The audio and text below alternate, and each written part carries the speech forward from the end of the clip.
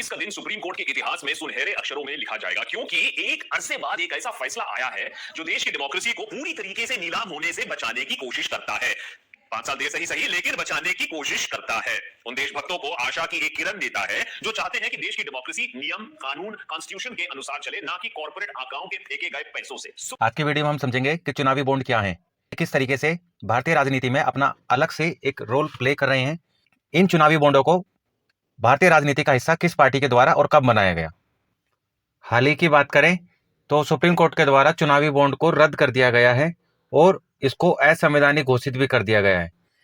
गुरुवार को supreme court के 5 जजों की बेंच ने जो आपका चुनावों में फंडिंग दी जाती है इलेक्ट्रॉनिक बॉन्ड के द्वारा, उसमें स्पष्ट रूप से उसको मनमाना बताया है और इसको असंवैधानिक घोषित किया गया है।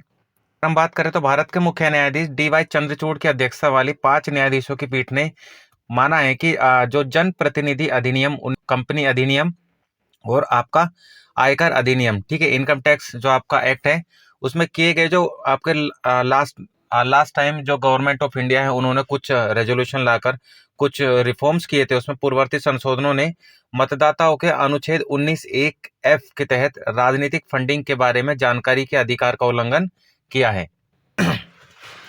अब जाने याचिकाकर्ता कौन है। तो एसोसिएशन फॉर डेमोक्रेटिक रिफॉर्म्स के आंकड़ों के अनुसार, जो कि इसमें याचिकाकर्ता के रूप में सुप्रीम कोर्ट के अंदर पिटीशन फाइल की है। ADR के आंकड़ों के अनुसार चुनावी बॉन्ड की बिक्री के माध्यम से उत्पन्न धन की सामूहिक राशि जो है मार्च 2018 से जनवरी 2024 तक 16,500 करोड़ है। और अगर देखें तो राजनीतिक पार्टियों को दिए जाने वाले फंडिंग के रूप में ये आंकड़ा बहुत बड़ा है। अब नेक्स्ट क्वेश्चन है आपका कि चुनावी बॉन्ड क्या होते हैं। तो ये दाता की गुमनामी, दाता यानी जो डोनर होते हैं, जो आपकी इलेक्शन पार्टीज होती हैं, उनको जो पैसा देते हैं लोग गुप्त तरीके से, ठीक है, तो उनको हम दाता कहते हैं। तो डोनर्स यानी दाता की गुमनामी बनाए रखने के लिए उनके आइडेंटिटी है उसको शो ना करते हुए पंजीकृत राजनीतिक दलों को दान देने के लिए व्यक्तियों और संस्थाओं के लिए एक साधन के रूप में काम करता है। भारतीय स्टेट बैंक इसमें 1,000, 10,000, 1,00,000 रुपए, 10 लाख रुपए और 1 करोड़ रुपए तक के बॉन्ड जारी कर सकता है। यानी मिनिमम कहेंगे तो हम 1,000 रुपए और मैक्सिमम हम 1 करोड़ रुपए। अब नेक्स्ट है योजना को कब लागू किया गया, यानी चुनावी बॉन्ड जो स्कीम है आपकी योजना है, इसको कब लागू किया गया। तो चुनावी बॉन्ड प्रणाली को 2017 में एक वित्त विधेयक के माध्यम से कब लागू किया गया है। इसको 2017 में एक वित्त विधेयक के माध्यम से पेश किया गया और 2018 में इसको लागू कर दिया गया, ठीक है। अगर बात करें अधिकृत जारीकर्ता कौन होता है चुनावी बॉन्ड का, तो अधिकृत जारीकर्ता जो है चुनावी बॉन्ड में वो SBI होता है। SBI अधिकृत जारीकर्ता है और सभी चुनावी बॉन्ड्स में नामित SBI शाखाओं के माध्यम से जारी किए जाते हैं। यानी अगर कोई भी एनोनिमस कोई भी पर्सन होगा, अगर वो किसी भी जो आपकी इलेक्शन पार्टी है उसको वोट करना चाहता है, तो वो SBI के माध्यम से ही जो उसका पैसा है, जो डोनेशन है, वो किसी भी राजनीतिक पार्टी को दे सकता है। क्वेश्चन है कि चुनावी बॉन्ड लोकतंत्र के लिए खतरा क्यों है, क्यों इतना बड़ा मुद्दा बना हुआ है चुनावी बॉन्ड्स को लेकर कि यहाँ सुप्रीम कोर्ट तक ने कह दिया है कि ये असंवैधानिक है, संवैधानिक रूप से नहीं है, लोकतंत्र के लिए खतरा भी हो सकता है। तो इसके लिए बात करें तो उच्च मूल्य के एनोनिमस जो दान देते हैं, एक तरीके से जो आपके गुमनामी जो लोग होते हैं, गुमनाम लोग जो होते हैं, जो अपनी आइडेंटिटी शो नहीं करते हैं, ऐसे लोग चुनावी लोकतंत्र को कमजोर करते हैं, क्योंकि वे दाताओं और लाभार्थियों को शामिल करके बदले की भावना से काम करने की संस्कृति को बढ़ावा देते हैं। चुनावी बॉन्ड योजना जो है आपकी जो आपकी इलेक्शन बॉन्ड स्कीम है, इसके तहत कोई भी चुनावी बॉन्ड खरीद सकता था और उसे भुनाने के लिए राजनीतिक जो दल है उनको दान कर सकता है।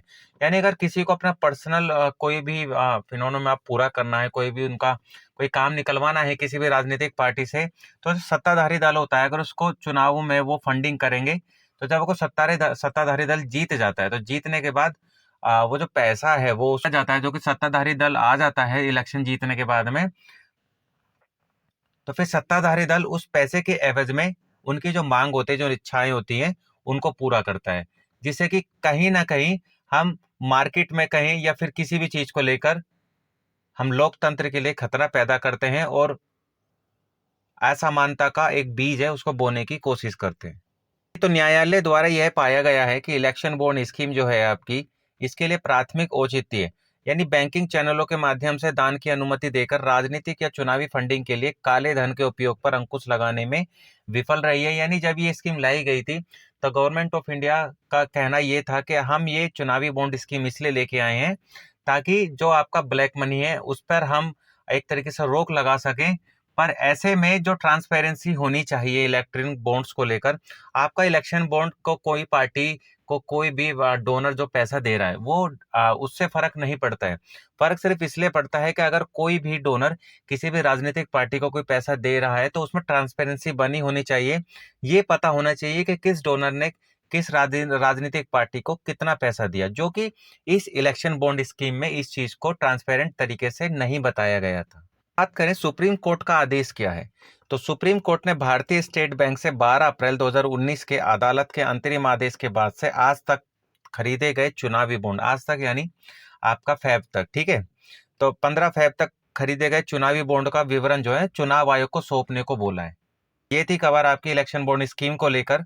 अगर आपको इलेक्शन बॉन्ड क्या है और कैसे काम करता है और सरकार इसको कब लेके आई और क्यों सुप्रीम कोर्ट का फैसला इसके ऊपर आया है, अगर आपको समझ में आया है तो आप मुझे कमेंट बॉक्स में बता सकते हैं। वीडियो अच्छी लगती है तो वीडियो को लाइक करें, वीडियो को शेयर करें, चैनल को सब्सक्राइब नहीं करा है तो चैनल को सब्सक्राइब जरूर कर दें।